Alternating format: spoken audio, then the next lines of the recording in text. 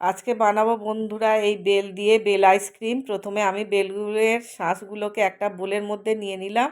এবারে জল দিয়ে চটকে চটকে কাঠটাকে বের করে নিয়ে তারপরে 2 চামচ চিনি, সামান্য লবণ দিয়ে ভালো করে মিক্সড করে নিলাম। এবারে দিয়ে দেব 2 চামচ গুঁড়ো দুধ। যে যেমন মিষ্টি খাবে সে সেইরকম পরিমাণে গুঁড়ো দুধ বা চিনি দেবে।